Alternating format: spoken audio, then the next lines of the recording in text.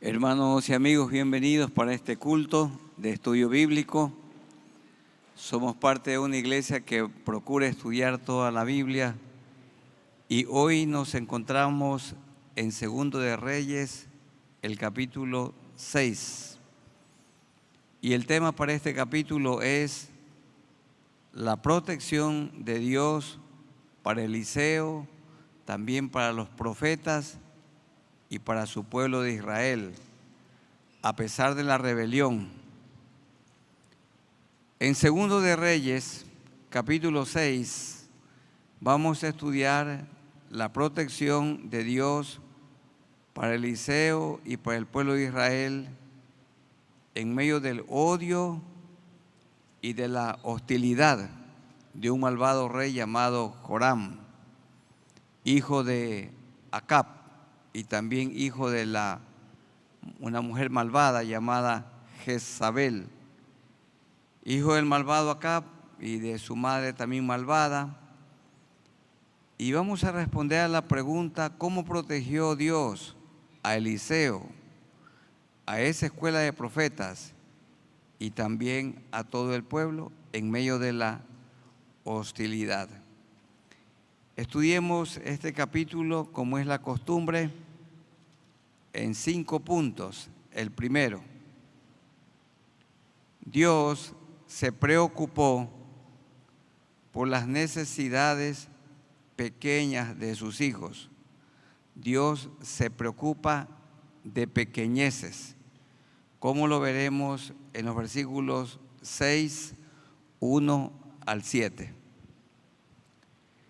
Dice 6:1: los hijos de los profetas dijeron a Eliseo. Se nota que había una escuela, una organización de profetas, como un seminario. He aquí el lugar en que estamos contigo nos es estrecho. Vamos ahora al Jordán y tomemos de allí cada uno una viga, vamos a cortar madera y hagamos allí lugar en que habitemos. Y él dijo: está bien, andad. ¿Cuándo se debe ensanchar un templo? Cuando la gente ya no tiene cabida. Esa ha sido nuestra experiencia aquí. Y la escuela de profetas había crecido. Miremos en el capítulo anterior, veamos el capítulo 4, el verso 38. Eliseo volvió a Gilgal cuando había una grande hambre en la tierra y los hijos de los profetas estaban con él. ¿Quién era el maestro de este seminario? Tenía un solo maestro, Eliseo. Y vean lo que pasó en el verso 42 del capítulo 4. Vino entonces un hombre de Baal Salisa, el cual trajo al varón de Dios panes de primicias, 20 panes de cebada y trigo nuevo en su espiga. Y él dijo: da a la gente para que coma. Y respondió su sirviente: ¿cómo pondré esto delante de 100 hombres? Pero él volvió a decir: da a la gente para que coma, porque así ha dicho Jehová: comerán y sobrará. Igual pasó en los días de Jesús aquí en la tierra. Entonces puso la comida delante de ellos y comieron los 100 varones y les sobró conforme a la palabra de Jehová. En los días del profeta Elías, él dijo: solo yo he quedado, pero no era verdad. Aquí tenemos una escuela, un seminario que crecía, que se multiplicaba, y según hemos leído el capítulo 6, versos 1 y 2, era necesario que el lugar de reunión sea expandido, Y como en esos días había mucha necesidad, cada uno de los estudiantes fueron con su maestro para cortar madera y para ensanchar el lugar de reunión. Sigamos leyendo en el verso 3 del capítulo 6. Y dijo uno, le dijo al maestro Eliseo: te rogamos que vengas con tus siervos. Y él respondió: yo iré. Si hubiera sido el profeta Elías, a lo mejor él no iba. Pero el profeta Eliseo fue. Porque Eliseo, como nuestro Dios, se preocupaba por cosas grandes, pero también por cosas pequeñas. Se fue pues con ellos, y cuando llegaron al Jordán, cortaron la madera para hacer una construcción más grande. Y aconteció que mientras uno derribaba un árbol, se le cayó el hacha, el hierro en el agua. Esos sí eran hacheros, no como los de ahora, el que trabaja con una hacha. Y el hachero golpeó y se quedó con el mango. Y en esos días había mucha pobreza y no todos podían tener un hacha.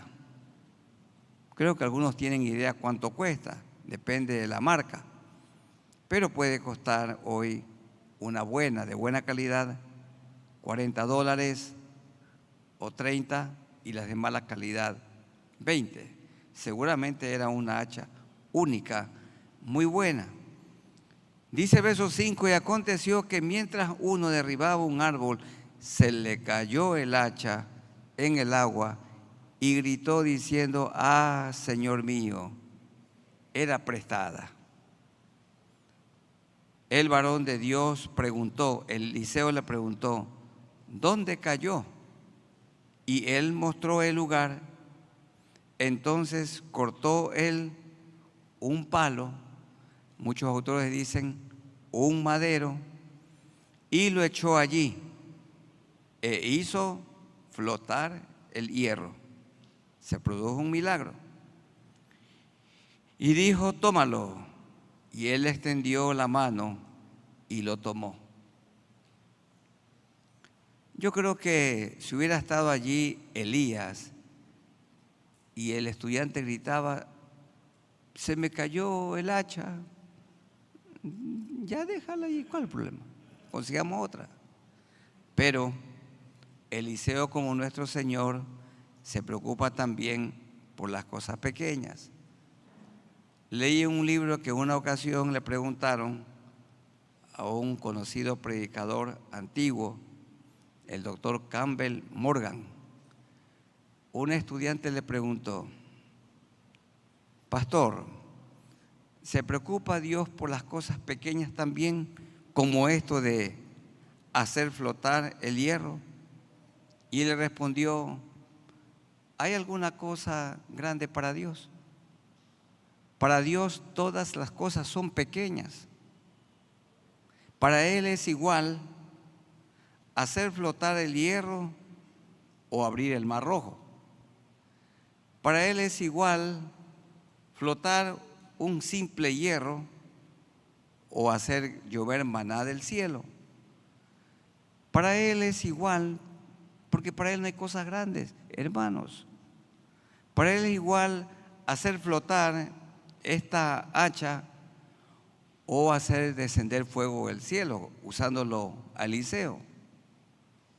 Para Él es igual hacer flotar el hacha o resucitar a un muerto. No hay nada imposible para Él. Hermanos, cuando nos acerquemos a Dios en oración, bien podemos pensar en esta historia. Dios se preocupa por pequeñeces y para Él no hay cosas grandes. Para Él no. Él es todopoderoso y podemos ir a Él con confianza. Algunos maestros han mencionado, y hay que tener cuidado con la alegoría, alegorizar.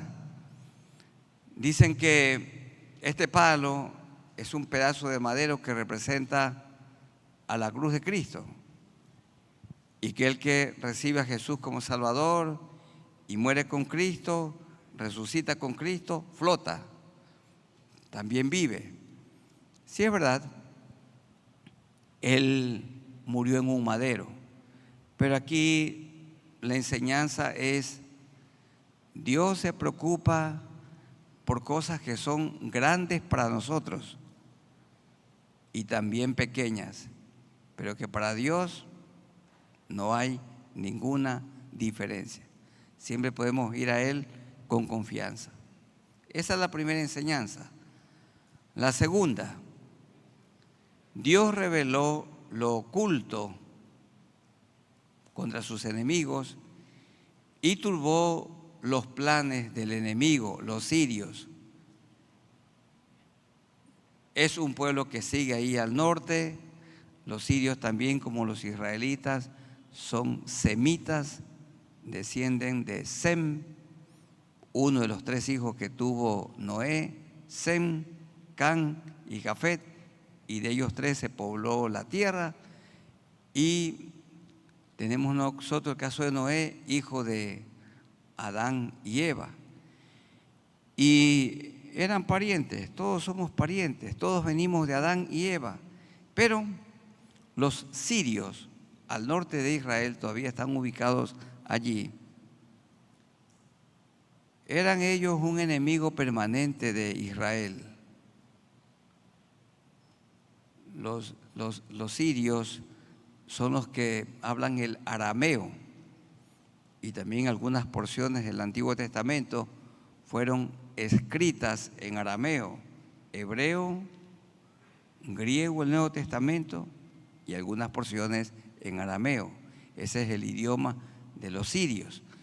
También hubo personas de entre los sirios que conocieron a Dios, como lo vimos en el capítulo pasado con Naamán, el capítulo que estudiamos el día domingo.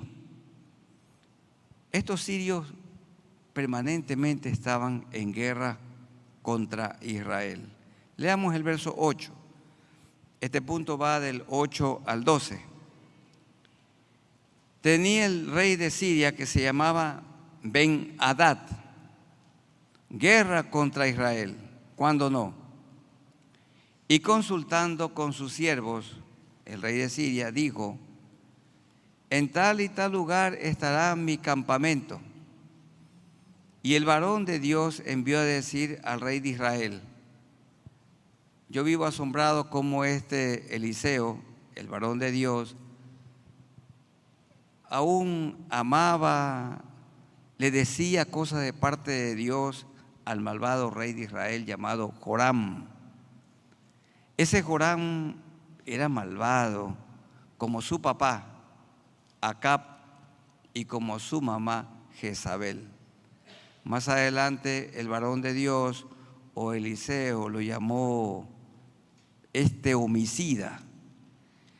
Pero a este homicida, a este matón, Eliseo lo honraba, porque lo ponía al tanto. Como él era profeta, Dios le revelaba dónde estaban los enemigos.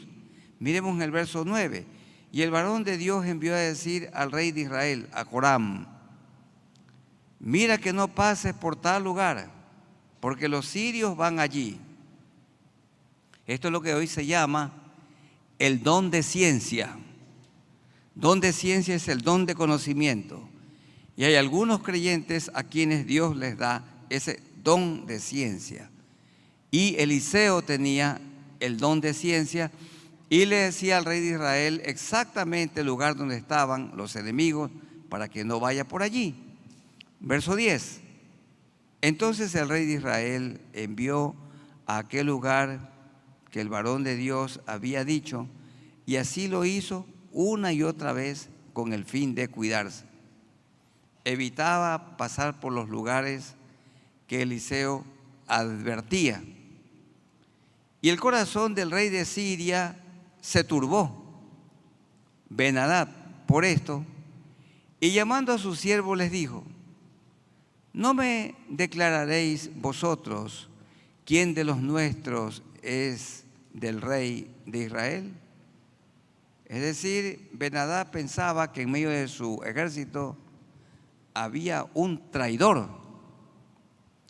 pero ningún traidor. Era el profeta Eliseo con el don de ciencia que recibía de parte de Dios el conocimiento y sabía exactamente dónde se encontraba el pueblo enemigo para pelear contra Israel.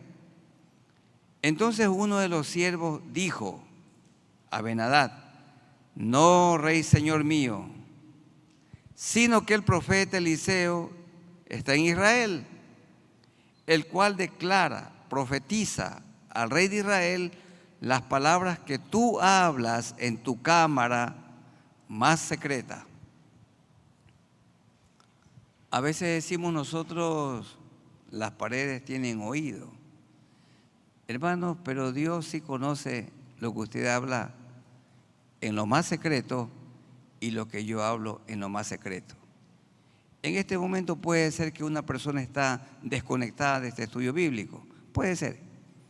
Y Dios conoce el pensamiento de cada uno. Y nosotros al terminar el culto podemos decirle: hermano, ¿cómo le va? Muy bien. Y no va bien. Pero Dios sí conoce lo que hay por dentro. A Él no le podemos esconder nada.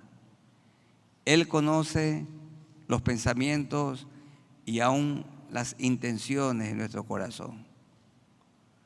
Una chica le puede decir a un muchacho: yo te amo, pero no lo ama. Y el chico le puede decir a ella: te amo, pero no la ama. Pero Dios sí conoce la realidad. A Él no lo podemos engañar. Leamos otra vez. Dice la última parte del versículo 12: el cual declara al rey de Israel las palabras que tú hablas en tu cámara más secreta. Hasta el versículo 12 tenemos el segundo punto. Vamos al tercer punto. Dios abrió los ojos espirituales para vencer el temor. Tenemos este otro episodio en los versículos 13 al 17. Y él dijo: id y mirad dónde está, para que yo envíe a prenderlo. Y le fue dicho a Ben-Hadad: he aquí que él está en Dotán. ¿A qué suena Dotán? Por allí anduvo José, una ciudad ubicada a 19 kilómetros de Samaria. Entonces envió el rey allá gente de a caballo y carros y un gran ejército, los cuales vinieron de noche y sitiaron la ciudad. ¿A quién querían prender? A Eliseo. Y se levantó de mañana y salió el que servía al varón de Dios. ¿Quién servía al varón de Dios? ¿Giezi u otro? Ya no es Giezi, porque Giezi, dice capítulo 5, 5:27, quedó blanco como la nieve.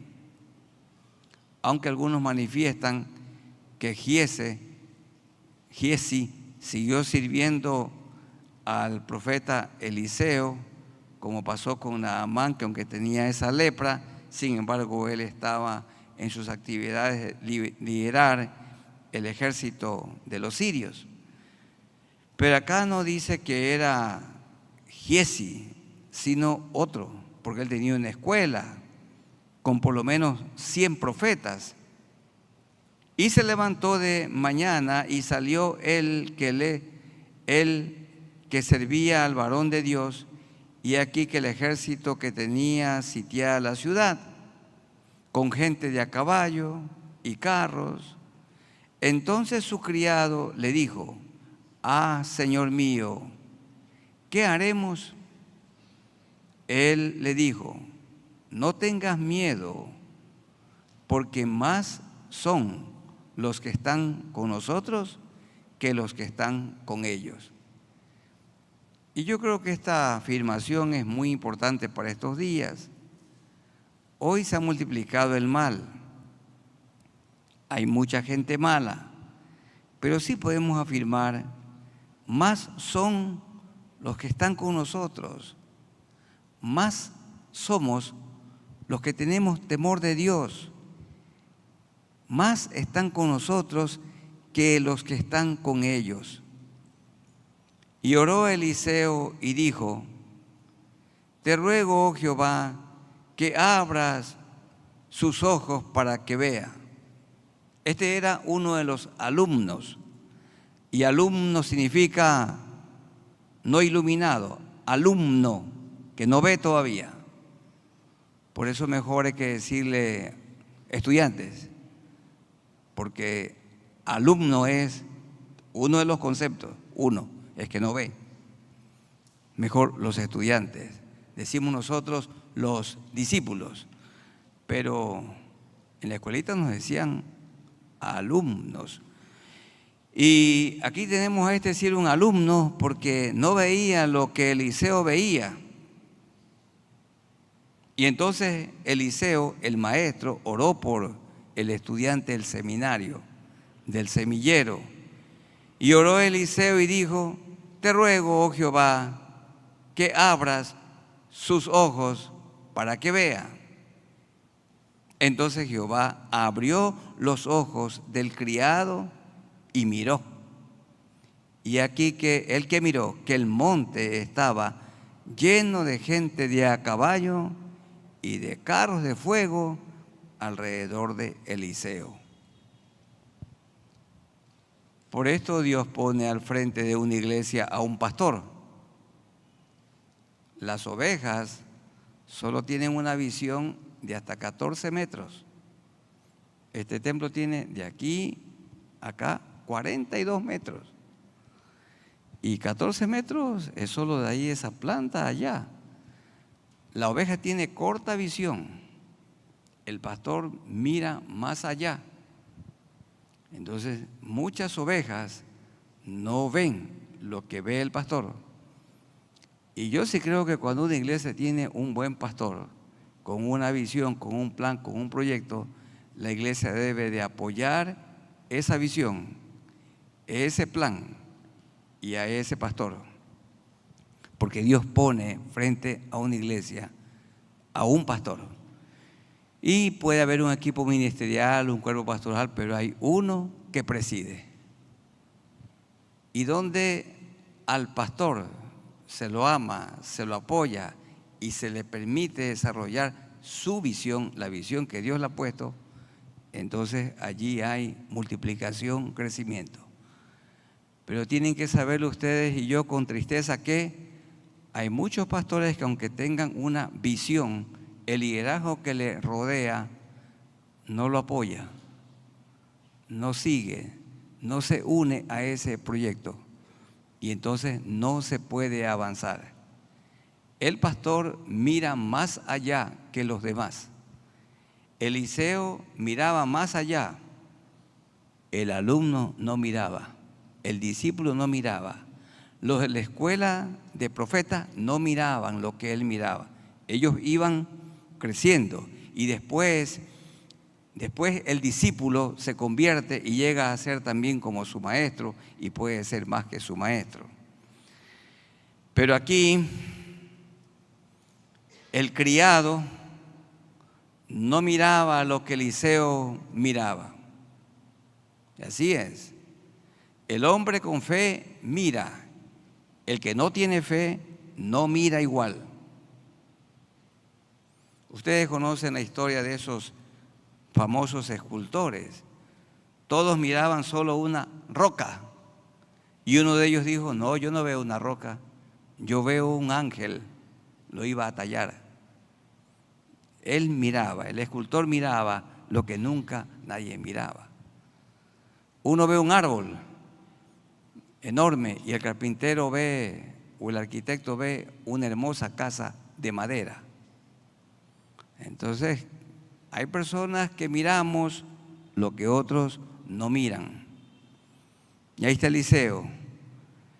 Tuvo que orar en el verso 17, y oró Eliseo y dijo: te ruego, oh Jehová, que abras sus ojos para que vea.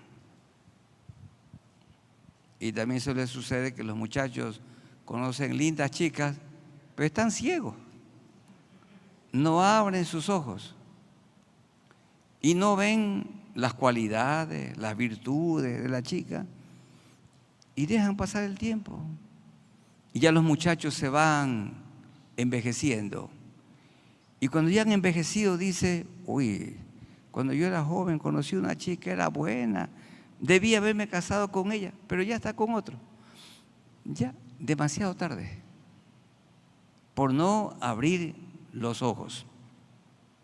Y también yo tengo, ¿qué sería? La tristeza de conocer chicas que tuvieron la oportunidad de tener un buen matrimonio.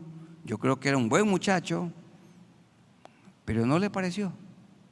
Y pasó el tiempo y la mujer ya envejeció y ya es demasiado tarde. Hay que pedirle a Dios que abra nuestros ojos espirituales, mirar bien, pero no dejar pasar la oportunidad que Dios nos presente, porque puede ser la última oportunidad, puede que sea irrepetible. Yo oigo personas que se lamentan, dice, cuando teníamos cómo comprar el solar de al lado, dice, pero el esposo no quiso, la esposa no quiso, el hijo mayor no quiso y tenían cómo comprar. Y después cuando quieren comprarlo, ya es demasiado tarde. Ya tiene un precio inalcanzable. Muchos dicen, pero ¿por qué no compré esa finca hasta allá, hasta la carretera? ¿Por qué no la compré? Pero ya no la compró, pues. ¿Por qué no estudié mejor esa carrera? ¿Y para qué estudió la otra? ¿Para qué estudió lo que no le agradaba? Por eso hizo bien Eliseo diciendo en la primera línea del verso 17, y oró Eliseo y dijo, te ruego, oh Jehová, que abras sus ojos. ¿Para qué? Para que pueda ver las maravillas de Dios. Eso hace el Señor.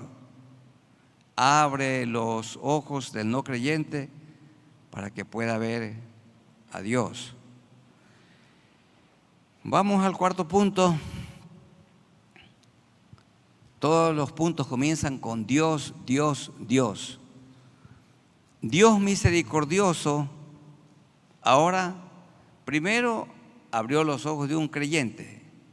Ahora, en este cuarto punto, abrió los ojos de no creyentes, de sus enemigos. Y a esos enemigos Eliseo dijo que se les diese de comer. Veamos lo que pasó. Versos 18 al 23. Y luego que los sirios descendieron a él, a Eliseo, lo buscaban no para abrazarlo, sino para matarlo, oró Eliseo a Jehová. En todo momento oró. No se iba por ahí en un lugar para buscar y estar de rodillas, no, orar, ahí en el momento. Oró a Jehová y dijo, te ruego que estos que me buscan para matarme, que hieras con ceguera a esta gente. Al estudiante del seminario, su ayudante le dijo, ábrele los ojos. Maestros que me vienen a matar, ciérrale los ojos. Y Dios oía, porque dijimos que para Él todo es posible, no hay nada imposible para Él. Te ruego que hieras con ceguera a esta gente. ¿Y qué hizo Dios? Y los hirió con ceguera, conforme a la petición de Eliseo, tal como él pidió. Dios le dio. Después les dijo Eliseo, no es este el camino, ni es esta la ciudad. Seguidme. ¿A quiénes? A esos que estaban ciegos. Y yo os guiaré al hombre que buscáis. Y los guió a Samaria. ¿A quién buscaban? A Eliseo y al rey de Samaria llamado Joram. Y cuando llegaron a Samaria, verso 20, dijo Eliseo, Ahora Jehová, abre los ojos de estos impíos, de estos enemigos. Abre los ojos para que vean. Y esta tiene que ser nuestra oración cuando predicamos el Evangelio. Cuando vamos a una casa, a una célula evangelística, a predicar a un colegio, en la universidad, en un hospital, o cuando vamos a predicar en un aire libre, o cuando estamos con un amigo a quien le vamos a predicar. Mientras predicamos, Señor, abre los ojos de esta persona a quienes le predicamos. Sí tengo esa costumbre, mientras está delante mío el interlocutor, decirle: Señor, abre los ojos de esta persona, abre el entendimiento para que pueda oír el Evangelio de salvación. Y cuando llegaron a Samaria, dijo Eliseo: Jehová, primero oré para que los hieras con ceguera, ahora oro para que abras los ojos de estos, para que vean. Y Jehová le escuchó a Eliseo. Aquí está otro milagro. Y Jehová abrió sus ojos y miraron y se hallaban en medio de Samaria. Se creyeron muertos. Pero pasó algo asombroso. Cuando el rey de Israel, esto es Joram, el rey malvado, los hubo visto, dijo a Eliseo. Él era un hombre muy ambiguo. A veces parece como que lo amaba Eliseo, otras veces como lo odiaba. Como dice una canción: te amo y te odio. Y aquí se acerca a Eliseo con gran respeto y le dice: los mataré, Padre mío. ¿A quiénes? A estos sirios que habían sido tomados como rehenes. ¿Los mataré, Padre mío? Verso 22. Eliseo le respondió: no los mates, no los mates. ¿Matarías tú a los que tomaste cautivos con tu espada y con tu arco? Pon delante de ellos pan y agua para que coman y beban y vuelvan a sus señores. Eso fue lo que más adelante escribió Pablo en Romanos, el capítulo 12. Si tu enemigo tuviere hambre, dale de comer. Si tuviere sed, ahí está el capítulo 10, 11, 12. Si tuviere sed, dale de beber. Él respondió: no los mates, para que vuelvan a sus señores. Entonces se les preparó una gran comida. Y cuando habían comido y bebido, ellos estaban asombrados del amor de Eliseo, los envió y ellos se volvieron a su señor. ¿A quién? A su señor Ben-Hadad. Tengan ustedes la seguridad que algunos de esos rehenes que fueron dejados en libertad y que fueron alimentados con amor, conocieron al Dios de Israel con la predicación del profeta Eliseo. Dice: los envió y ellos se volvieron a su Señor, y nunca más vinieron bandas armadas de Siria a la tierra de Israel. Nunca más vinieron las bandas, pero después sí vino todo el ejército, como se ve desde el verso 24 hasta el 33. Y vamos al último punto. Dios y el profeta Eliseo fueron culpados por el rey de Israel del hambre y sitio de Samaria. Sitiar una ciudad era que la rodeaban el ejército. Ninguna persona podía ni entrar ni salir. y el abastecimiento de comida y de agua dentro de la ciudad se terminaba y comenzaba una hambruna y la mortandad. Samaria, la capital del reino del norte, estaba sitiada. Y aparte de estar sitiada, ya había una gran hambre. Y este rey, Joram, que le dijo a Eliseo, Padre mío, ahora lo quiere asesinar. Veamos esto en los versos 24 en adelante. 24. Después de esto, aconteció que Ben-Hadad, el rey de Siria, reunió todo su ejército y subió y sitió Samaria, a Samaria. La rodeó de soldados. Y hubo gran hambre en Samaria a consecuencia de aquel sitio. Tanto que Israel no comía asno, burro, pero tanto que se comían un burro, un asno. Y tanto que la cabeza de un asno se vendía por 80 piezas de plata. 5 piezas de plata era el salario de un mes.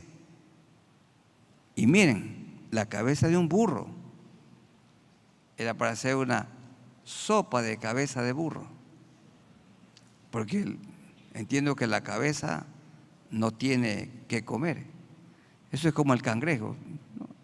Eso no tiene comida. Solo que en la panza del cangrejo le ponen arroz, le ponen ensalada y le llenan y le llenan. Y eso es lo que se llena. Pero realmente eso no tiene comida. Y también he visto en algunos lugares que dicen cangrejo pata gorda, pero le engordan de otras carnes. Y le hacen así, un mulo grandote. Pero en el carapacho, ¿no? Se lo llenan y se lo llenan y dan todo horas. Y esa cabeza de asno no tenía comida, era para un caldo. Da a entender la hambruna. Dice que se vendía por 80 piezas de plata. Ya digo, 5 piezas de plata por el trabajo de un mes. Y la cuarta parte de un cap es 25 gramos. Cap, qué horrible esto, hermanos, de estiércol de palomas. Muchos autores dicen que la hambruna era tal que se comían el estiércol, las heces, con H, de las palomas.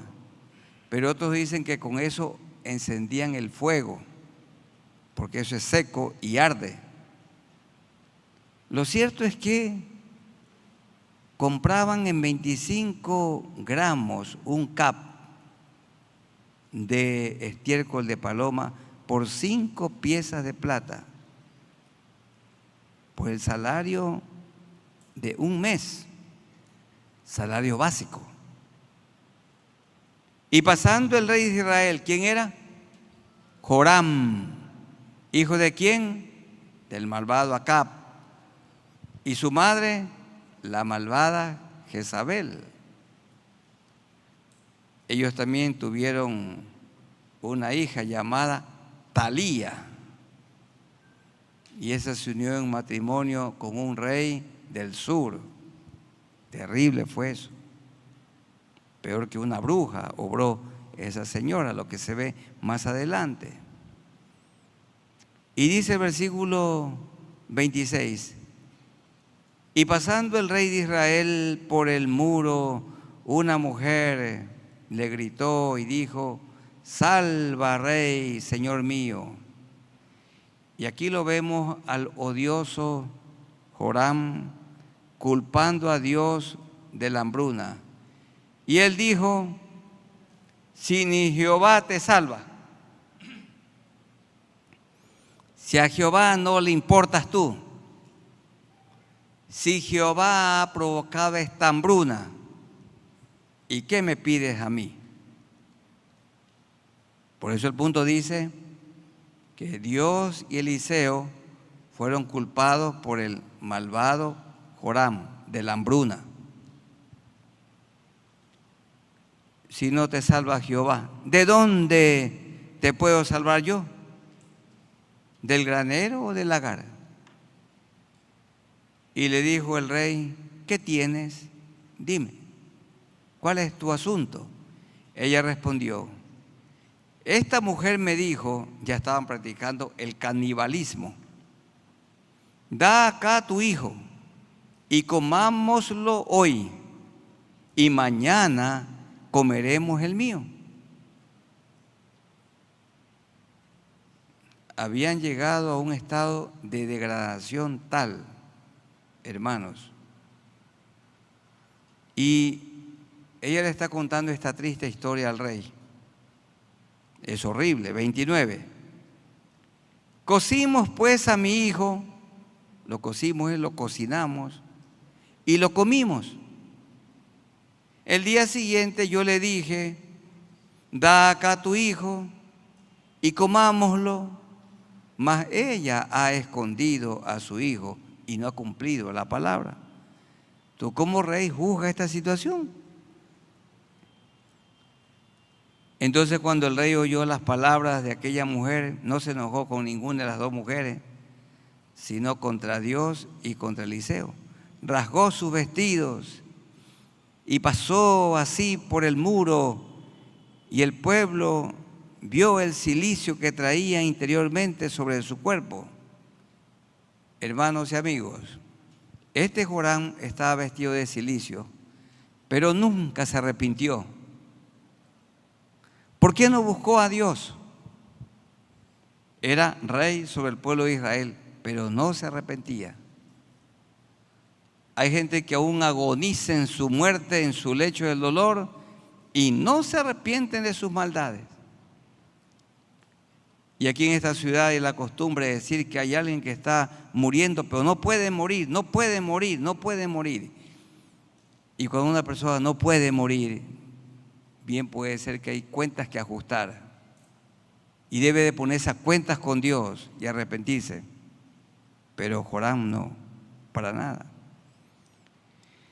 Se estaba cumpliendo lo que Dios había anticipado si el pueblo de Israel le daba la espalda a Dios, como está sucediendo aquí. Ya Él lo había anticipado en Deuteronomio 28, 53. Deuteronomio 28, 53. No es Deuteronomio, sino Deuteronomio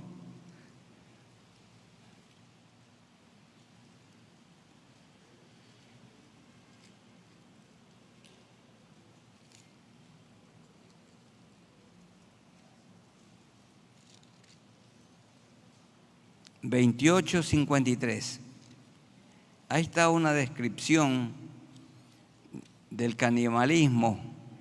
Se comerían entre ellos. Dice 28:53, y por darle espalda a Dios comerás el fruto de tu vientre, te comerás a tu hijo pequeñito, la carne de tus hijos comerás y de tus hijas que Jehová tu Dios te dio, en el sitio y en el apuro con que te angustiará tu enemigo.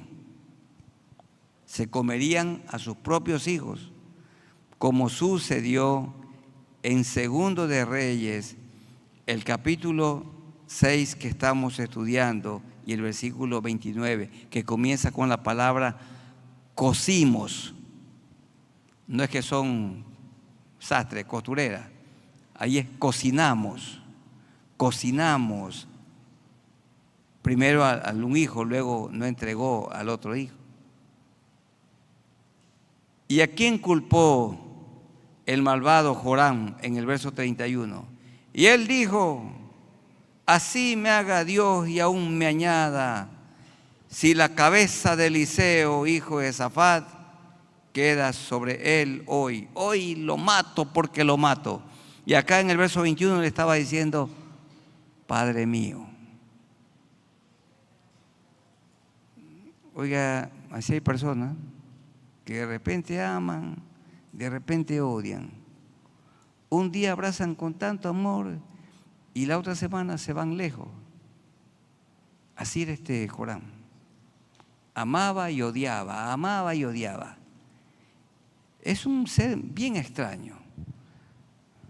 Sí me he dedicado un tiempo para estudiar la conducta, el carácter de esto. Ustedes conocen personas que un día en una reunión están bien alegres y al siguiente día ya están bravos. O en la misma reunión, nadie les ha hecho nada. Mi mamá decía, está trompudo o trompuda. La persona está enojada. Cualquier nota. No sabemos qué dice y le preguntan, ¿qué le pasa?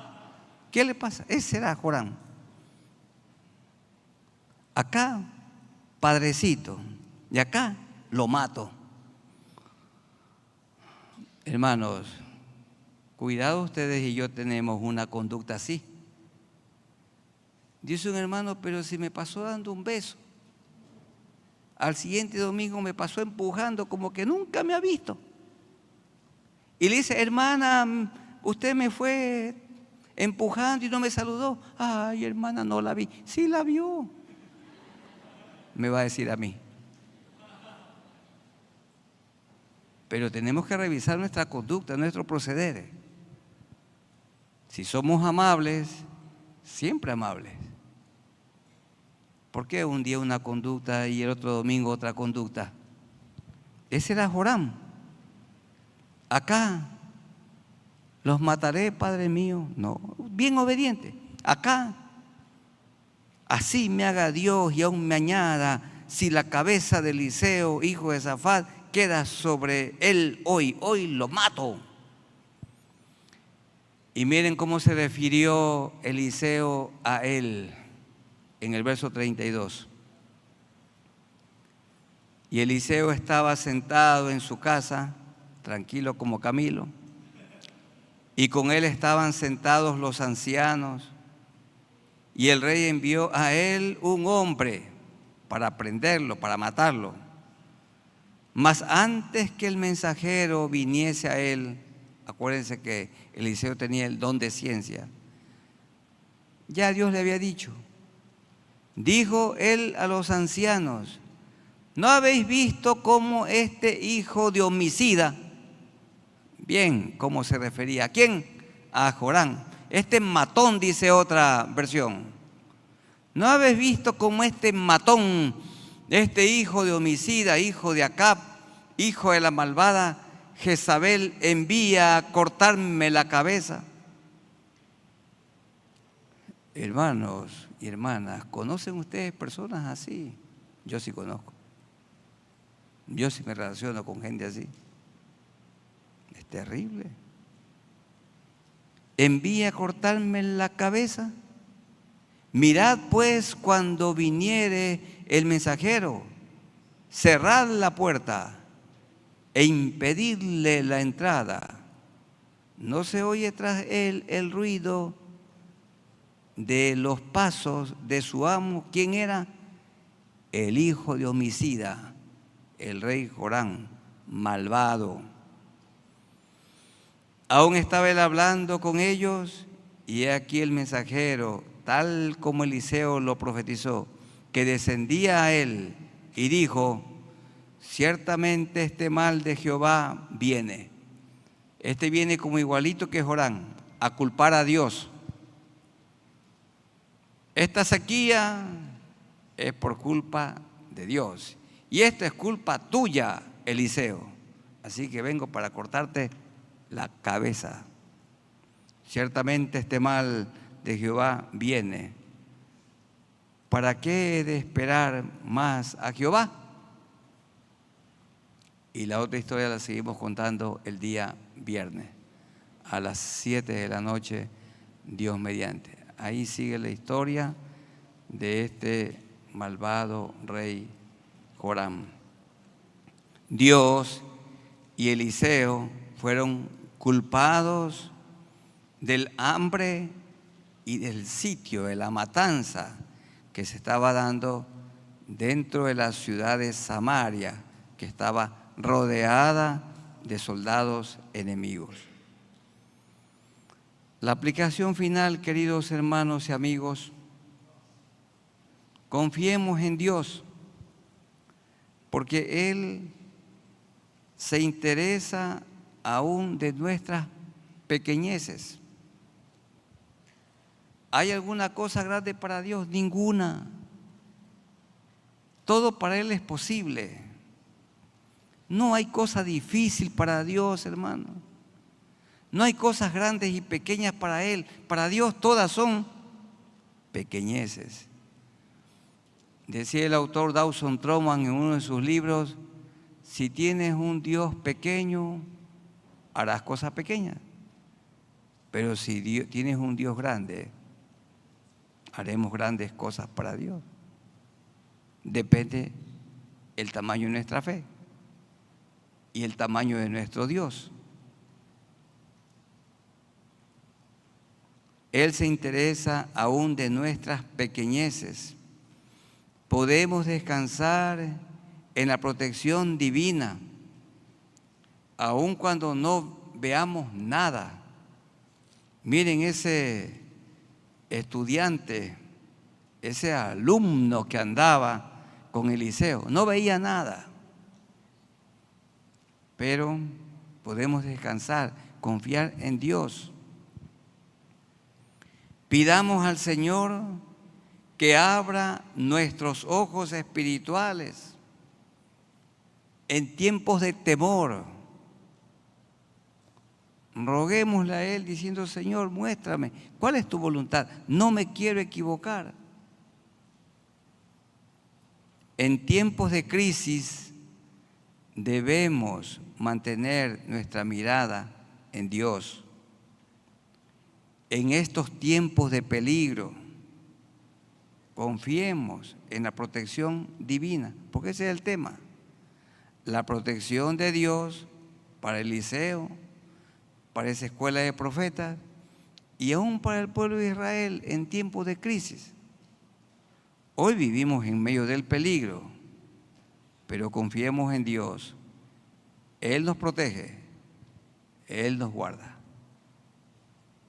Recuerden que están muriendo personas dentro de ciudadelas amuralladas y con cercos eléctricos y con 3 anillos de guardias. Porque si Jehová no guardare la ciudad, en vano vela la guardia. Sí hay que andar con cuidado, pero confiemos en Dios, en su protección. Amén. Vamos a ponernos de pie y vamos a orar al Señor. Dios nuestro, nos acercamos a ti por medio de Jesucristo, nuestro único Salvador. Gracias por este tema de Segundo de Reyes, capítulo 6, la protección de Dios para Eliseo, para esa escuela de profetas y para Israel. Aunque Israel en aquel tiempo vivía de espaldas a ti, vivían en rebelión, en desobediencia, y con todo eso, tú tuviste misericordia de ellos.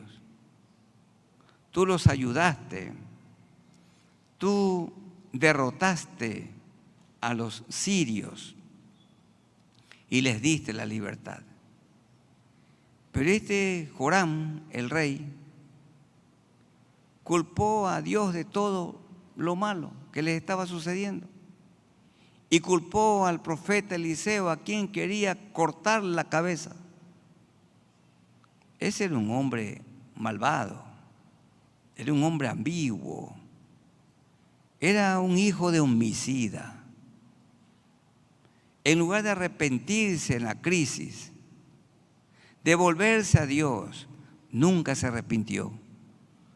Como Judas Iscariote, aún podía arrepentirse cuando lo iba a entregar y le dio un beso repulsivo Y Jesús le dijo: amigo, ¿a qué vienes? Amigo, arrepiéntete. Pero Judas Iscariote no se arrepintió. Devolvió las piezas de plata y se ahorcó, y su cuerpo se reventó. Las entrañas saltaron por allí. Y así este hijo de homicida, Corán, nunca se arrepintió. Pero que mis hermanos y yo, nuestros amigos y yo, no seamos insensibles. Hermanos queridos, hay que volvernos a Dios. Hay que buscar la protección de Dios. ¿Viven ustedes en un lugar peligroso a lo mejor? Al ir hoy mismo, decir: Señor, guárdanos, protégenos. Que ninguno de nosotros salga de la casa a viajar o al trabajo sin buscar la protección divina. Siempre digámosle: Señor, acompáñame, protégeme. Salimos a predicar casa por casa. Señor, guárdanos, protégenos. Nos toca andar hoy por lugares más peligrosos que ayer. Pero el mismo Dios que nos guardó ayer, nos guarda hoy. No hay para el Señor cosas imposibles, cosas grandes, todas son pequeñas. El mismo Dios que hizo flotar el hierro, el hacha, es el mismo que hizo descender fuego del cielo. El mismo que se preocupó por hacer flotar el hacha es el que abrió el mar rojo. Es el mismo Dios. Que en todo momento vayamos a ti con confianza. Amigos queridos, los que nunca se han arrepentido, en este momento, aquí presentes o conectados por internet, arrepiéntanse de sus pecados y díganle al Señor: Señor, yo me arrepiento de mis pecados. Te pido perdón por todas mis maldades.